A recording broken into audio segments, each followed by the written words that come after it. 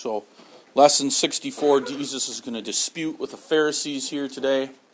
Okay, on lots of different points. But again, we'll start at Matthew chapter 22. Everybody can have their Bibles open there. And verse 23. The same day came to him the Sadducees, which say that there is no resurrection, and asked him, saying, Master, Moses said, if a man die, having no children, his brother shall marry his wife, and raise up seed unto his brother. Now there were with us 7 brethren, and the first, when he had married a wife, deceased, and having no issue, left his wife unto his brother. Likewise the second also, and the third unto the 7th. And last of all, the woman died also. Therefore, in the resurrection, whose wife shall she be of the 7? For they all had her. Jesus answered and said unto them, Ye do err, not knowing the Scriptures nor the power of God. For in the resurrection they neither marry, nor are given in marriage, but are as the angels of God in heaven. But as touching the resurrection of the dead, have ye not read that which was spoken unto you by God, saying, I am the God of Abraham, the God of Isaac, and the God of Jacob. God is not the God of the dead, but of the living. When the multitude heard this, they were astonished at his doctrine. Now, let's go back. We talked quite a bit a while ago about the Sadducees. They didn't believe in what? What didn't they believe in, Micah? Yeah, they didn't believe the resurrection of the dead. Angels, they kind of believe that when you're dead, you're just dead. So, here's a group of people that would have a hard time getting along with Jesus, who teaches about heaven. So it's as though the Sadducees are coming here with a silly question. What's silly about their question? Kenton? Yeah, but even sillier. What's so odd about this? Could this really happen, do you think? Why not?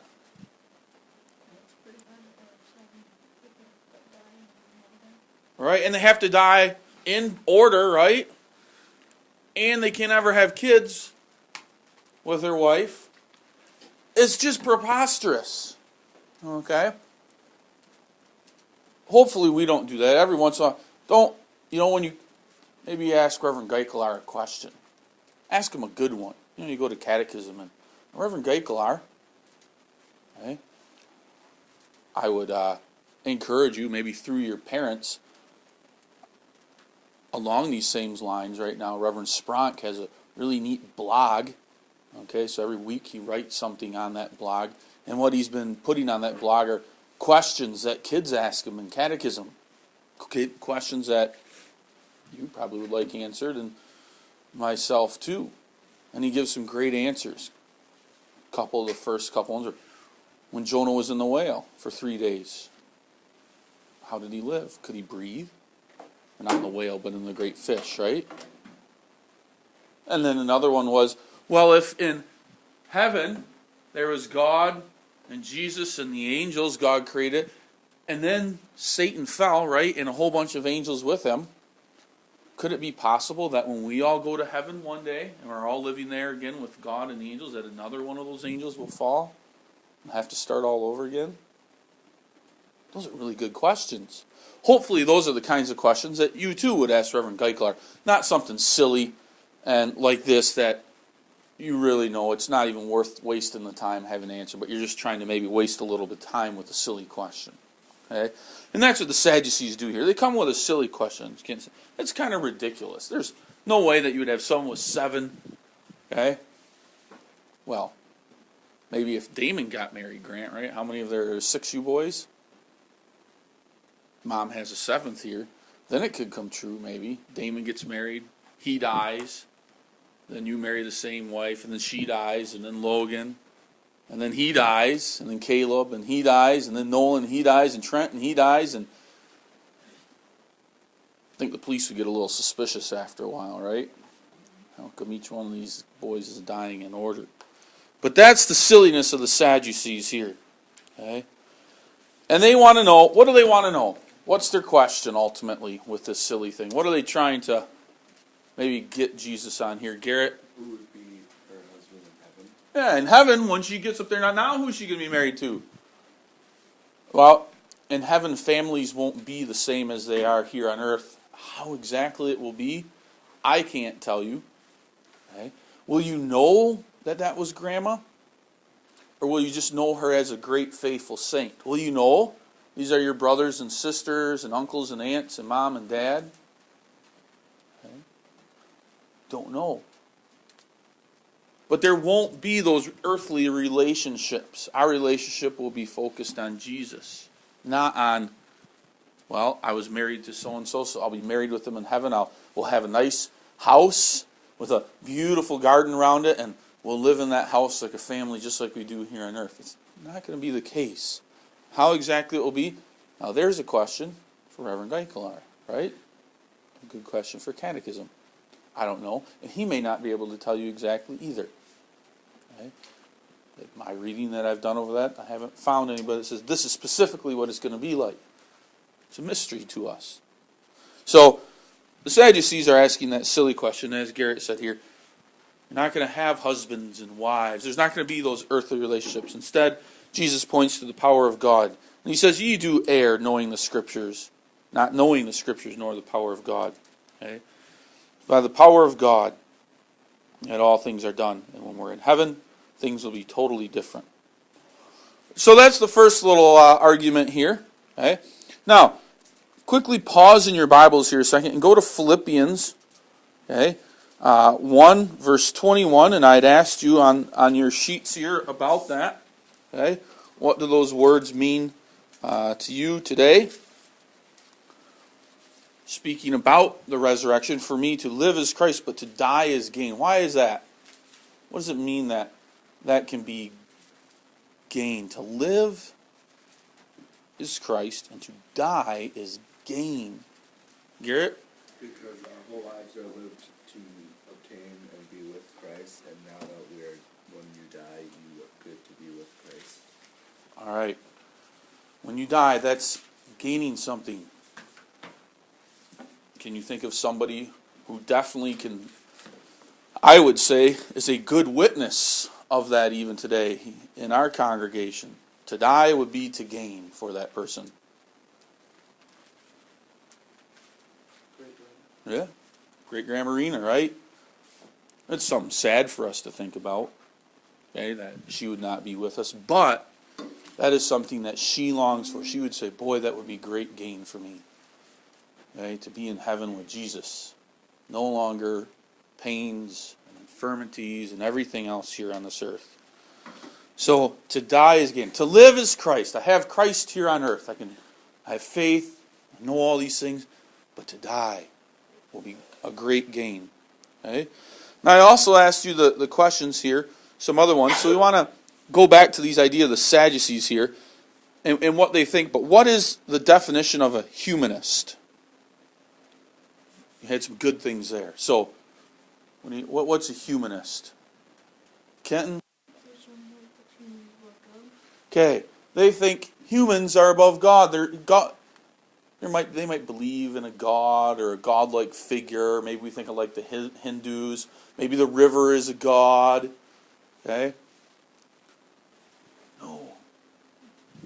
God is above us. But humanists, like the Sadducees, believe that humans make all the decisions, determine their fate, determines their future, are in control of all things. And that's not true. And then I asked, and you guys gave some good examples of things that are plaguing the world today, that humans, the idea of individualism. It's all about me, man, money, riches, fame, power. Okay? Now, I asked there, F, what is one purpose in marriage that is for the benefit of the church today that won't, and then I asked the question, why won't this be needed in heaven? So think, what is the benefit to marriage here on earth for the church that we won't need anymore in heaven? That's why we won't have marriage and giving in marriage. Do you have an idea, Micah? Church will grow. Husbands and wives marry and they have children and the church grows. When we get to heaven, the church doesn't need to grow. All of God's people are there. The whole body of Christ is there, fit together perfectly. Okay? So that's, again, why we don't need that marriage and giving in marriage. So these Sadducees, these humanists, are coming here and asking Jesus some silly questions. Now, continuing on in Matthew chapter 22, okay, but we have to skip up to verse 41.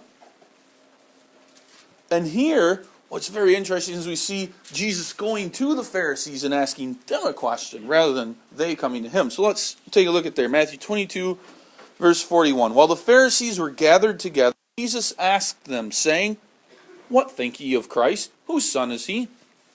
They say unto him, The son of David. He saith unto them, How then doth David in spirit call him Lord, saying, The Lord said unto my Lord, Sit thou on my right hand, till I make thine enemies thy footstool. If David then call him Lord, how is he his son? And no man was able to answer him a word, neither durst any man from that day forth ask him any more questions. So, how is Jesus, who is foretold about in the Scriptures, the son of David? How is he the son of David? How is that possible? Faith? All right, the line of David, right? We go back to the Bible, we can go into Matthew, we can see here is the line of generations, from David's line, okay, all the way to Christ. So he's from the line of David, so that makes him a son of David, okay? But yet he's also Lord. Now here is where the Pharisees are going to get tripped up. When Jesus here is talking about Lord, what kind of Lord are they thinking about? Think of all the definitions of the word Lord. Okay. What are let's start there. What are the two main types of lords? Or how the word Lord can be used? Megan?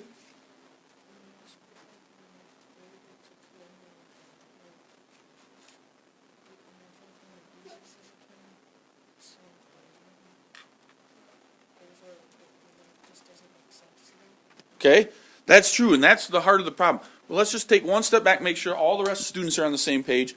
What is the definition of Lord? The word Lord can mean Kenton. Okay, God in heaven, right? Who saves? So Lord meaning God. But then, what about the earthly sense of the word Lord, Jesse? Yeah, like a lord, like you have a king, right? You think in the Middle Ages, you have kings, and then you have some knights, and you have lords and vassals. So a lord is someone who rules over people under them. Logan, are you lord over your dad at home? You the lord of the Quaker estates? No. Courtney, how about you? You lord over DeVries Estates up over there? DeVries Acres, whatever it is? No, we're not. We, as a son or daughter, we aren't lord over our parents. Now, that doesn't mean that's not possible. If Micah were to become a minister, come back and be the minister of Randolph, and his dad is, in a sense, he is going to be Lord, okay, making decisions that has to do with his father. So in that sense, and that's where the Pharisees are kind of thinking here. Now, how can the Messiah be Lord, ruler over someone who, that's not the case. That's not what Jesus is trying to point out here. But that's what they're thinking. They're thinking an earthly Lord. But in the Psalms here, David is referring to Jesus as a Messiah, as Lord in heaven. Okay, so that's what's confusing here. He is the son of David because he came from the line, but he also can call him Lord because Jesus is Lord over all. He is God. Okay? So we see that there. And from that day forward, no one dared ask him any questions. They were so astounded by his intelligence here. Now, scroll on to Matthew chapter 23.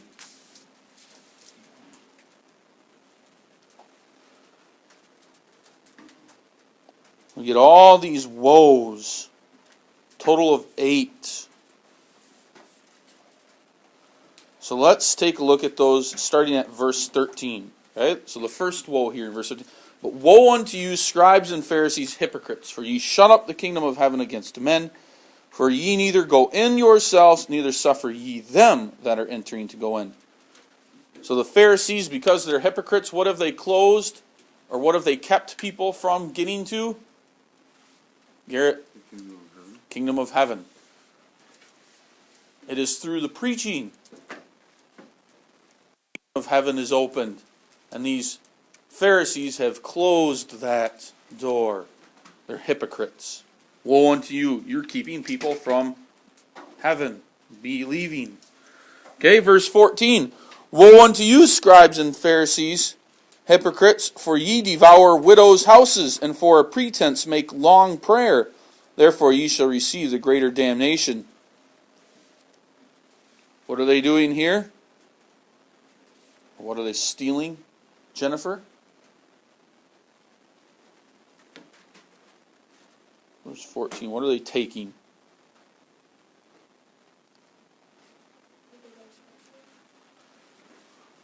Why would they take a widow's house? Why would they pick on a widow? They had no husband to support that. Yeah, no husband to support them, to defend them, to stand up for what's right. It's easy to pick on the widows. And the widows have money and they can take those homes and sell them. So the Pharisees were going in and taking the homes from these widows. And then what would they do to try to look good? That's a bad thing. People might look down on them. But then they would see them, Kenton? Oh, yeah, make just a beautiful flowery prayer. And oh, children, look at these Pharisees. You should learn to pray like them. So impress the people. In one way, do something foolish and mean. In another sense, they're trying to impress the people. So woe to you for that, you Pharisees. Then in verse 15, woe unto you, scribes and Pharisees, hypocrites, for ye compass sea and land to make one proselyte. And when he is made, ye make him twofold more the child of hell than yourselves. Okay? What does it mean to compass sea and land for one proselyte? What does it mean to compass sea and land? What are they doing there? What do you think that means, Joel? Yeah, they're going all over exploring. They're looking for people. A proselyte is, what's a proselyte? Someone who wouldn't be born a Jew, but is taught the ways of the Jews and becomes a Jew in that way. So now you've made him a proselyte, but by teaching him all those foolish ways and laws and rules, it's as though you're damning him to hell. Shame on you. Okay? And then verse 16 through 22 here, we get one woe. Woe unto you, ye blind guides, which say, whosoever shall swear by the temple, it is nothing, but whosoever shall swear by the gold of the temple, he is a debtor. Ye fools and blind, for whether is greater, the gold or the temple that sanctifieth the gold? And whosoever shall swear by the altar, it is nothing, but whosoever sweareth by the gift that upon it, he is guilty. Ye fools and blind, for whether is greater, the gift or the altar that sanctifieth the gift? Whoso therefore shall swear by the altar, sweareth by it, and by all things thereon. And whoso sweareth by the temple, sweareth by it, and by him that dwelleth therein. And he that shall swear by heaven, sweareth by the throne of God, and by him that sitteth thereon. Okay? They're being fussy here, picky. You can swear by this one thing, but not by the other thing.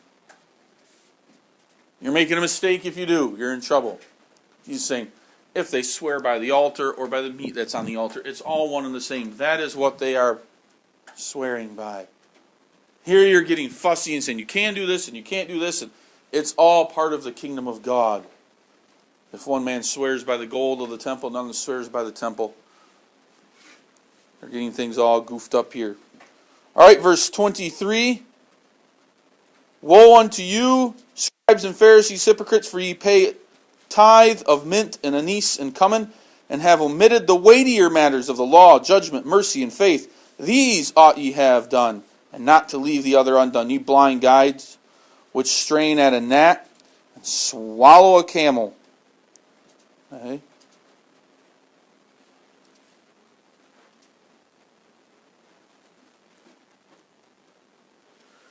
Mom and dad. Dad takes home a paycheck, right? He used to support the family. Every week, a portion of that is given to the church. Choir, I think $60 per family for the budget. You give that to church in addition to many other things to support God's kingdom causes. Mom and Dad hopefully teach you to do that as well. If you're making some money, take some of that money, and God's given it to you, now you give it to the church. Pharisees were going one step up a little bit more. Maybe faith is growing some herbs.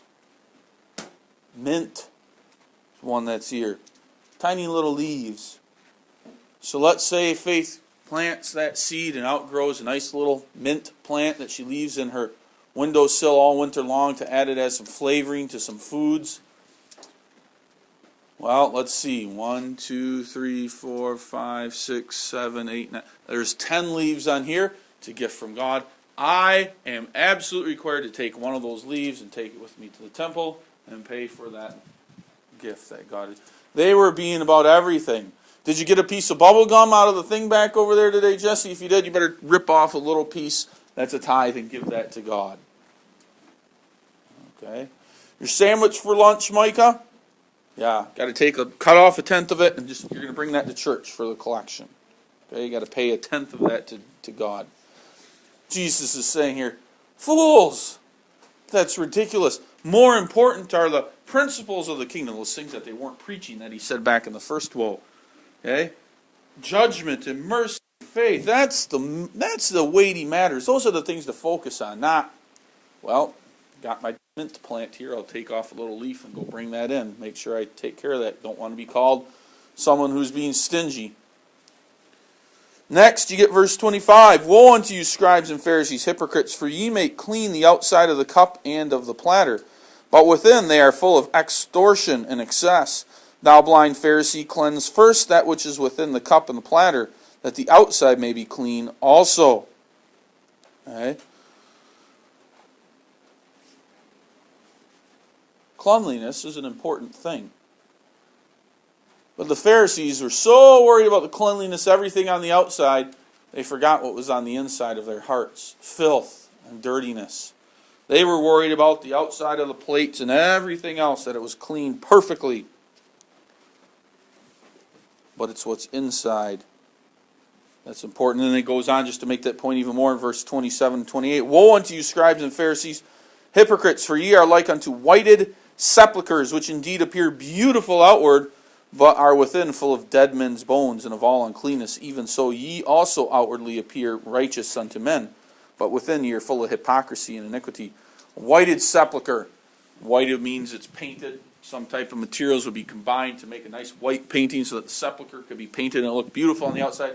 But in that sepulchre is dying, rotting, decaying flesh that stinks. Just like when Martha was concerned with Jesus rolling away the stone to her brother Lazarus' tomb. Careful, Lord, it's going to stink when we open that thing. His body's been in there 4 days already. And so it is with the Pharisees. They're like that stinking, rotting flesh too. Finally, verse 29 here, woe unto you, scribes and Pharisees, hypocrites, because ye build the tombs of the prophets and garnish the sepulchres of the righteous, and say, if we had been in the days of our fathers, we would not have been partakers with them in the blood of the prophets. We wouldn't have killed those guys if we had been alive. I can't believe that they were trying to kill Enoch, or that they had bad things to say about Elijah, or that Saul tried to kill David. We never would have done that. And David says, no, fools. Of course you would have. Okay? Ye are the children of them that killed the prophets in verse 31. And verse 33 damns them. Ye serpents, ye generation of vipers, how can ye escape the damnation of hell? Jesus is teaching them, and obviously each time, what does he call them? What mean word? Micah, you're a bunch of hypocrites. You say one thing, and you do another. Let's look at your hearts. Let's look at your activities here. But the people of Israel, sadly, are so impressed with what these men do outwardly, and how great they are, and what they give with their money, and how they pray, and how they go around and are getting more Christians. That's all outward stuff. That has nothing to do with what's in our hearts and our salvation. So that's something too that we need to be careful of. Maybe you hear other Christians who pray outwardly, but there's no meat to their prayer. They're just saying it outwardly for show, and it's all has to do with earthly things. There's no meat in there about salvation. and about us obeying God and obeying His Word and His commandments and obeying the 10 commandments, which many of them don't do. You need to be careful of that we don't fall into that same line too, where we're just doing everything outwardly. And that we're impressed by what others do outwardly. It's their activities of the heart that we should be judging them. So, you see that here? Jesus is getting ready to die on the cross. He's wrapping up a few things. He's talked with the Sadducees. He's put a good question to the Pharisees. Okay? He's taught, finally, here's my last list, Pharisees, of all the foolish things that you are doing. And now he's going to go out and spend time with his disciples before dying on the cross. Of course, you can imagine, now as he walked away from these Pharisees, the steam coming off the head, the bright red faces full of anger and hatred. They'll do anything now to get Jesus because of what he said.